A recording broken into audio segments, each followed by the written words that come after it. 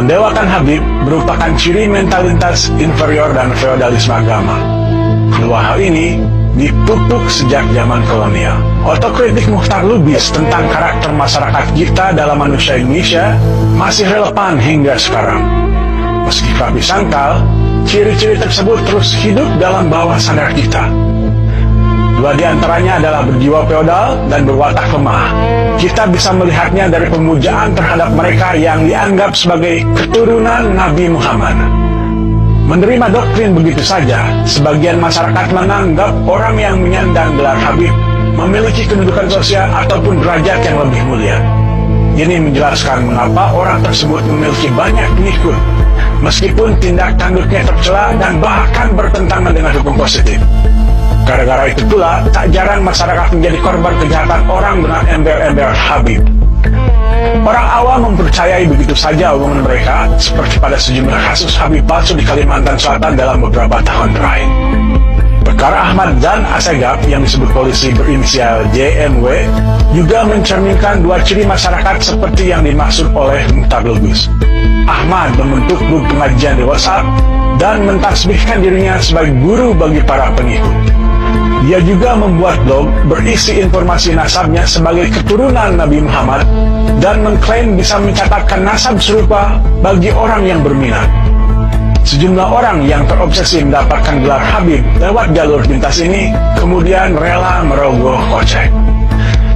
Keinginan untuk mendapatkan status Habib, bahkan meski harus membayar sejumlah uang, merupakan contoh nyata masih lestarinya feodalisme agama. Dengan memiliki gelar Habib, seseorang punya modal untuk memiliki kekuasaan religius seperti menjadi ulama. Meskipun gelar ini tak menganugerahkan hak yang istimewa bagi penyandangnya, anggapan sebagian orang Indonesia bahwa keturunan Nabi wajib dihormati membuat gelar tersebut menjadi penting. Dirunut ke belakang, mental inferior tersebut dipupuk sejak era kolonial. Pemerintah Hindia Belanda membagi tiga golongan, yaitu orang-orang Eropa yang menempati kelas sosial teratas, orang-orang Timur Asing termasuk orang Cina dan Arab sebagai kelas menengah, dan orang bumi putra di lapisan terbawah. Ketidaksetaraan itu lambat laun diterima sebagai takdir, lalu merasuk ke dalam sanubari masyarakat kita hingga membentuk perasaan rendah diri yang awet hingga kini. Perasaan rendah diri tersebut meminjam teori psikologi Alfred Adler, mendorong manusia untuk mengkompensasinya dengan mencari kesempurnaan yang tak dia miliki. Mental inferior itu lalu diluapkan dengan bereaksi secara berlebihan pada suatu hal. Misalnya, dengan mengagung-agungkan mereka yang bergelar Habib tanpa menyisakan pikiran kritis sedikit pun.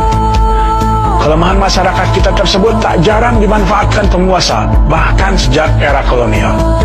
Menurut Imaduddin Usman Al-Bantani, tokoh Nahdlatul Ulama yang meneliti zuriat Nabi Muhammad di Nusantara, dahulu Belanda merekrut sejumlah orang dari Yaman untuk meredam potensi perlawanan umat Islam di sini. Orang-orang itu memuja-muji kebijakan pemerintah dan mendoakan Ratu Wilhelmina. Sebaliknya, mereka mengutuk pemberontakan antara lain yang dilancarkan petani di Banten. Karena dianggap sebagai keturunan Nabi, perkataan mereka banyak didengarkan oleh umat Islam di Hindia Belanda. Perdebatan Imaduddin Usman Al-Bantani dengan sejumlah Habib menarik diikuti. Penelitian Imaduddin menyimpulkan bahwa sejumlah keturunan Nabi di Indonesia terputus nasabnya sehingga perlu diragukan. Kalaupun kemudian ada penelitian lain yang membantah temuan Imaduddin, perdebatan soal keaslian keturunan Nabi semestinya sudah cukup menyadarkan umat bahwa silsilah dicatat oleh manusia dan karenanya bisa mengandung dhaif. Terbongkarnya jual beli gelar Habib merupakan bukti lain bahwa status Habib bisa saja didapatkan dari rekayasa. Karena itu, fanatisme terhadap keturunan Nabi patut dikritik. Selain melestarikan sifat rendah diri, hal itu juga mengingkari kodrat bahwa setiap manusia terlahir setara. Dalam bahasa Buya Ahmad Safi Ma'arif, mendewa-dewakan keturunan Nabi merupakan bentuk perbudakan spiritual.